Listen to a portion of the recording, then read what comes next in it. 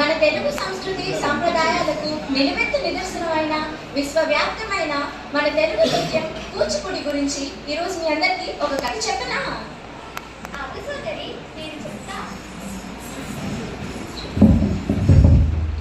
మన తెలుగు సంస్కృతి సంప్రదాయాలు అంటే ఒక సమాజం యొక్క జీవన విధానం.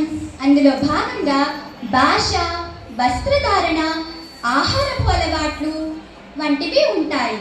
వీటిలో ప్రముఖంగా చెప్పుకోదగినదే కూచిపూడి నృత్యం.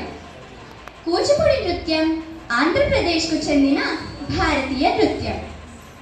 ఇది ఆంధ్రప్రదేశ్లోని కృష్ణా జిల్లాలోని కూచిపూడి గ్రామంలో ఆవిర్భవించింది.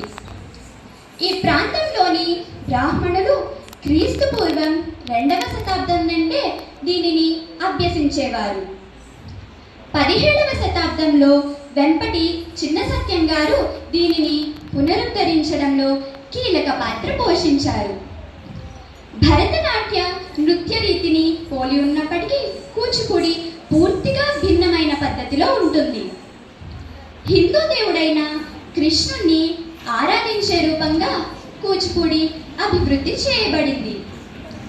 ఆ రోజుల్లో